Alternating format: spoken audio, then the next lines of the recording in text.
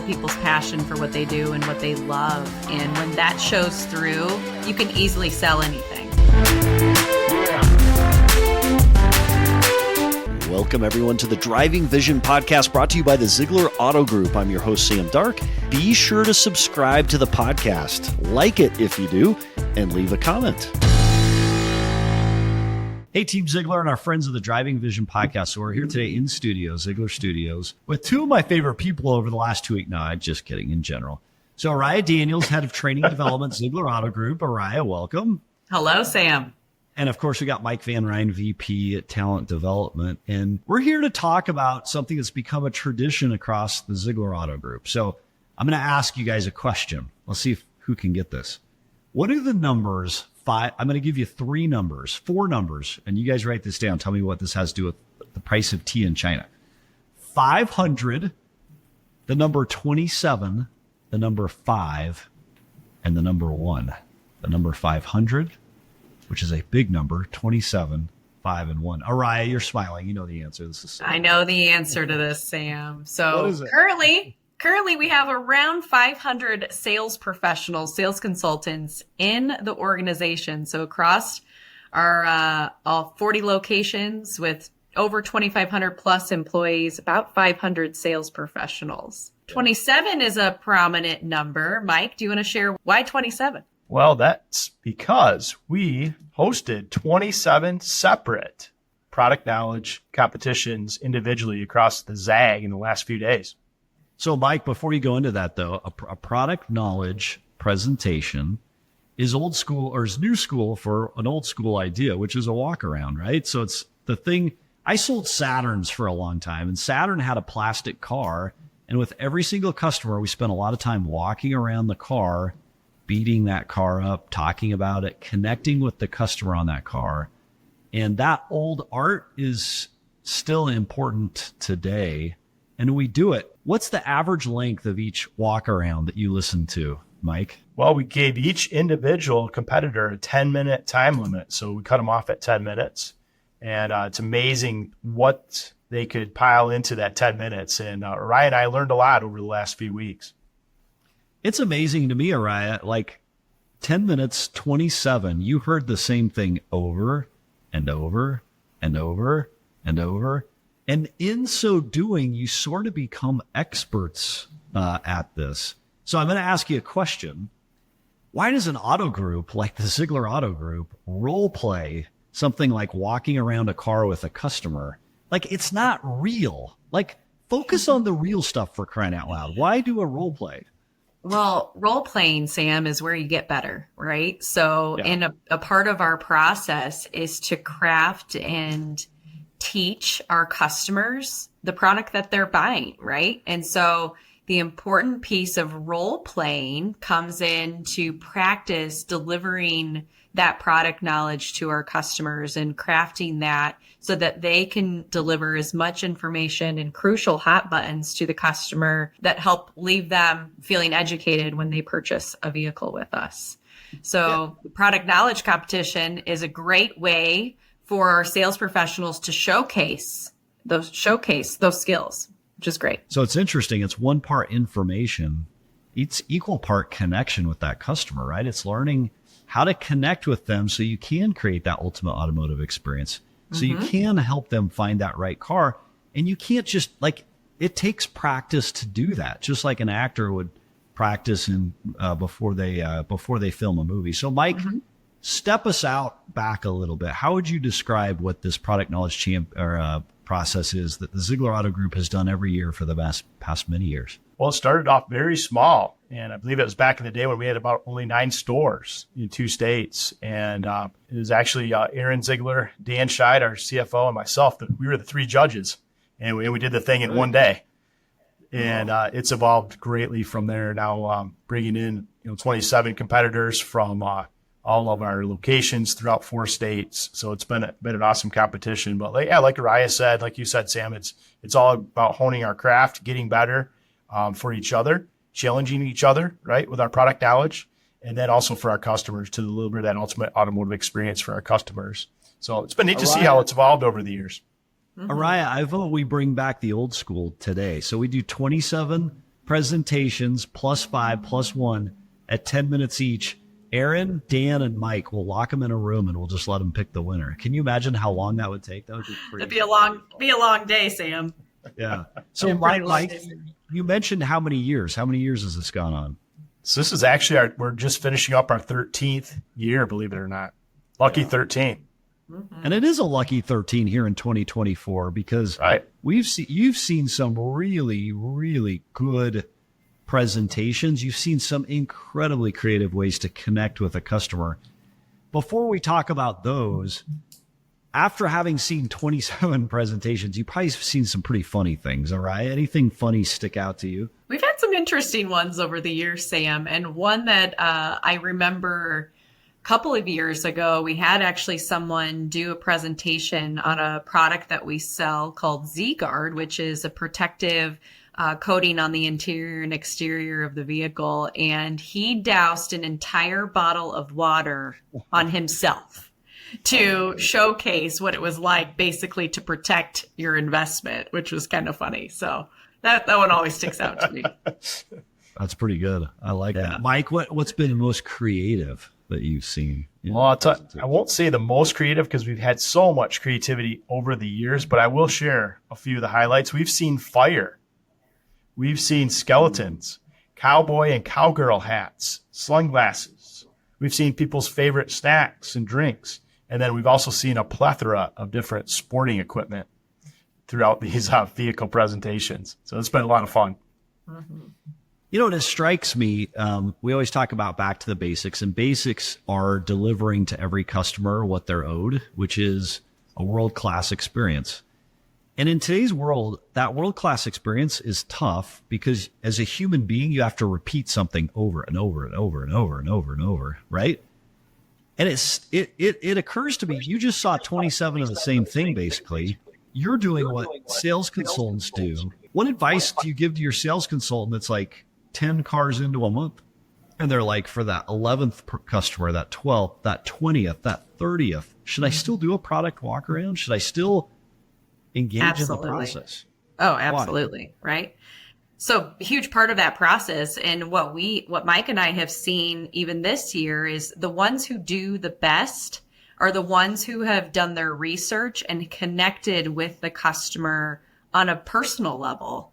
So getting to know what their hot buttons are, what are the things that they are really valuing in their vehicle that they're purchasing and looking for. And so when they really hone in on those hot buttons during their product knowledge walk around, they're able to really gain more interest and engagement from their customer because their customer those are the things that are important to them, right? So it makes that buying process and the purchasing process even more wonderful for them because they're learning about how that vehicle is going to benefit them. And so that's kind of the biggest thing that we see is the connection that you build with that customer. You're able to understand what those hot buttons are for them and hit on those. Mike, as Ariah was describing that connection, you gave her a thumbs up and then you scratched your chin. I've never seen you scratch your chin in all these years. So what were you thinking in that moment when you gave the thumbs up and then scratched your chin? Sam, did you just tell me I'm getting old?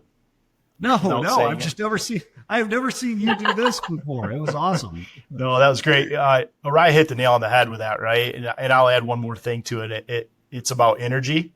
And you can feel that energy and it's very contagious. And the energy that we have inside ourselves can be translated to our customers and from our products too, right? When we're passionate and excited about our products, the customers can feel that and experience it. And then by the way, if you're delivering a vehicle, if you've already sold it, you're kind of reselling it to a customer and giving them that ultimate automotive experience. And then by the way, you're going to get referrals from those customers because you've done such a great job. You know, it's interesting. Subaru is a factory. They actually have a process around this. So a customer will buy a car, they leave, and Subaru actually has a process where they reimburse their retailers to bring that customer back to the store for a second delivery. It's so important that they know exactly what they bought and they get the best value out of that introduction.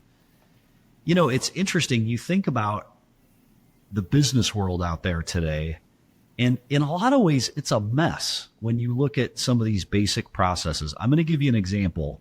I'm going to give you two examples, and then I'd be curious to hear what your thoughts are on this. So we're so reliant on technology. Sometimes we think technology can replace the human element. So 2 examples. I pulled up to Starbucks this week to get a coffee, and the dude behind Starbucks, I don't know a lot about coffee and what goes behind it, but the dude at Starbucks is like, our brewer is down. I'm like, the brewer? You're Starbucks. It's all you do. What do you mean your brewer is down? Like, are you closed? He's like, no. You can have tea. We have breakfast sandwiches. And I got a breakfast sandwich because I was looking for oatmeal, which is terrible at Starbucks, and a breakfast sandwich. But like, how do you fail at that? Another example, here in town, there's a workout facility called D1, and I've been there many times to work out, just drop in. And they have a functional issue accepting payment. Every time you go in there, they're like, our payment system's down, our Apple Pay is down, the MindBody app doesn't work. So here's my question. That was a long buildup. Unless you have examples of this, because I think this is where we excel. Were there examples in these walkarounds where there were failures in system or process or understanding or maybe how they thought things would go, and members of our team had to adapt in that moment and overcome the lack of a resource? Maybe the coffee machine was broken, or maybe the payment system was broken, and still deliver that ultimate experience. Because that's part of the difference with us, right? Were there any moments where those participants rose above a failure to deliver in the role play? Yeah, absolutely. And Mike is probably thinking of a few that came up this year.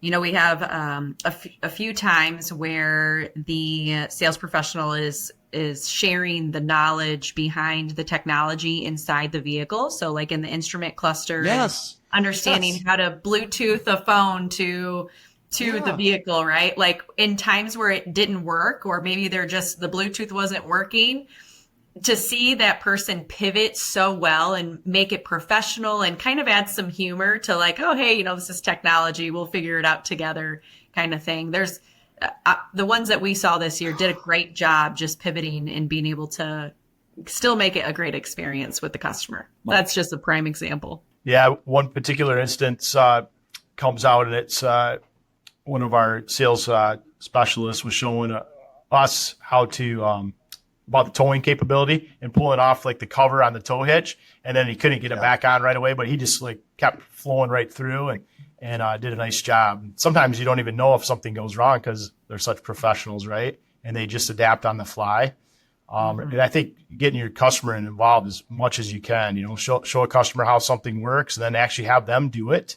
So show first, then do, is a great way for us to get our customers involved. So is there a connection between that adaptability and that ability to improvise and being successful in selling or business or whatever? Like I think about like a coffee shop that can't make coffee, a workout facility that can't get paid, right? Like, is the ability to pivot, how important is the ability to pivot? We talk about grit, right? We talk about resilience. How important is that, Ariah, in our business? You know, well, there's I think a twofold to that question, because I think it helps you be a little bit more relatable to your customer too. Like just to customers to say like, hey, we're not perfect. We know that this technology isn't perfect. So just to be able to relate to people and knowing like you've got that connection that way. But on the flip side, when things do go wrong and when things don't go as smooth as you've planned, being able to pivot during those times is just crucial to success anyways, right? Like anything that you go through professionally or personally, right? You're able to come out on the other side when you've learned how to pivot through those things. And the product knowledge competition, there's things that happen in every single one of them that maybe the sales professional wasn't quite ready to have happen, and it does. And then they've got to learn to pivot, and they do a great job at doing it. So, yeah. Do you think maybe that need to pivot is part of the reason why some people don't do a great product presentation? Like, technology is pretty intimidating, right? If Bluetooth doesn't work, and I'm using that as an example, I don't know what goes wrong nowadays, but there's so much that could go wrong when you're trying to show how perfect a car is. There's so much technology. I wonder if that's part of the reason sometimes, if people aren't practicing this, maybe that's part of the reason why we avoid it. Because sometimes we avoid naturally things we don't understand, right? Mm-hmm. All right, I have a question. So thinking about buying situations, I know you both like to buy stuff because I've seen what you all do in the world in the day to day. You like to buy stuff. Thinking about a buying experience you've had over the past several years, is there one that stands out where someone really described a product, feature benefit, advocated for a service in such a way where you really connected, and it opened you up to the potential of something that you never thought you needed, or maybe you didn't fully appreciate. Like, you were truly educated, and in the process you connected. Any examples? I've got one, and it's an easy one, and it's become a part of my daily routine. And you guys won't be surprised to hear this, but my protein supplement that I drink daily is something that I have drank daily for the last 4 years of my life. Ooh, what's Probably, it called? so it's called Recover through Body. It's 20 grams of protein to add right after I'm done with a workout, and just to have learned about the product, but someone sold it to me, and I believed 100% in the quality of the ingredients, and it's all that I use right now to supplement protein. So, yeah. I love it. Mike? No surprise. One that comes to mind for me, Sam, is, and you and I have golfed together. You know, I love golf. And I don't. No, I love golf. I love trying to golf, but I'm not a great golfer. I love trying to golf. I can really go anywhere and buy a golf club or a set of golf clubs that I want, but I always go to Maple Hill in the Grand Rapids area. And it's because they tailor that experience to me. And I know the people over there, and a lot of times they'll say, hey, this is my favorite club, or these are the top 2 that I think would fit your game. So anytime somebody gives me like their favorite, I like take that to heart. And we had a few of our experts in the last week or so that said, hey, these are my favorite tires that are on this vehicle, or this is my favorite feature, right? Things like that go a really long way and hold a lot of credibility. Oh, yeah. And you know what's interesting? Sales is one thing, but genuinely, authentically advocating for something you truly believe in is completely another. I think it's a cool talent and trait when salespeople find out enough about the product to really get excited about it. And my example aligns with that. So I work with our Subaru stores a little bit, and I recently had the opportunity to go to a new retailer orientation with Subaru. And if you ever get the chance, Subaru is unlike any other franchise out there. So outside looking in, you're kind of like, it's a little strange. It's not, it's not BMW. It's not Mercedes-Benz. Like, it's a different culture. It's a very specific, narrow culture. I went to this new retailer orientation where they spent the time to connect and explain basic stuff, and then they top it off with a tour of the plant. I'm going to go out on a limb. Coolest plant in the face of the planet. Like, their ability to deliver vehicles without defects and to continually get better using this Kaizen process, which I think was started by Toyota, second to none. And they got me to believe, and they connected with me simply by taking the time to walk me through it and to allow me to have that experience. And you know what's interesting is we talk about this, and you did this, 27 presentations. A lot of that explanation and connecting is about love, right? Because time ultimately is love. You showed love to our 27 finalists, and 5 we'll do next week. We'll talk about that in a minute. How does love play a role in what you do day to day, but also what our sales consultants do as they connect with their customers? First off, I think you've been hanging out with our Subaru stores a little too much. Way too much. But second is, I love promise. When somebody right now, when somebody loves what they do and is passionate about a product, you can feel it. Again, back to the energy being contagious. So, if you love what you do, people can see that. So I love what I do in my role. I love investing in our teams across the Zag, and then also seeing top performers win.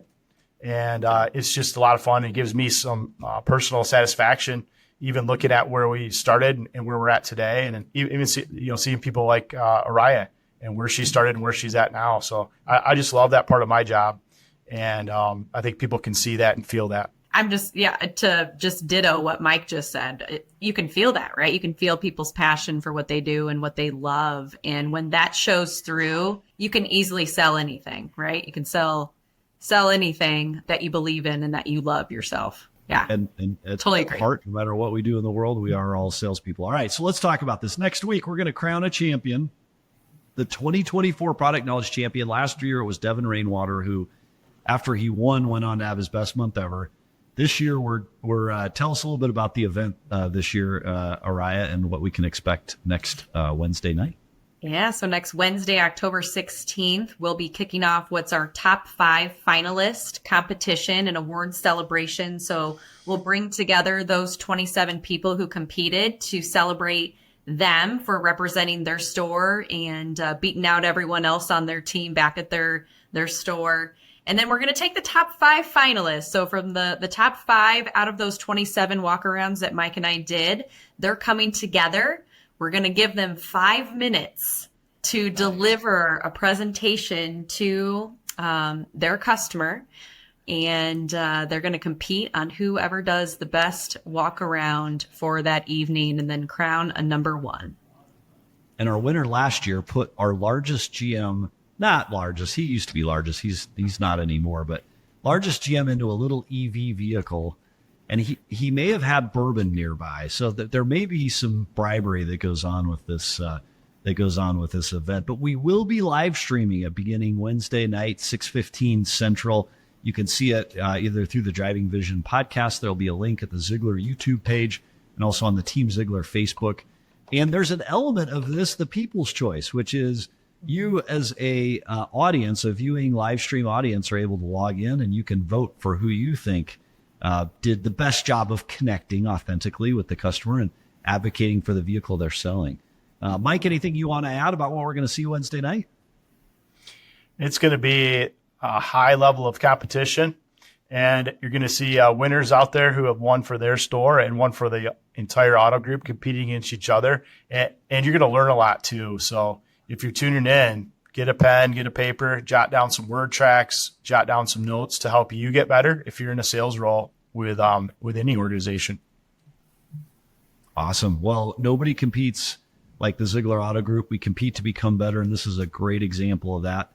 We did say love way too many times on this podcast, so I take it all back, except for the fact that it truly shows that you care when you're willing to spend as much time with a customer as our sales professionals do on a daily basis. So, Ariah, give us our closing word, and then we'll wrap. See everybody there Wednesday night, beginning 6:15 Central at Subaru Schererville or online. Look forward to seeing you, Team Zeigler. Ariah. Yeah, I'm going to just say good luck to our top 5 competitors and congrats to the 27 that represented their store. We're really looking forward to seeing how the competition unfolds this year. It gets tougher and tougher every year. So top 5, go connect with your customer, go practice, go role play with others in your store, and best of luck.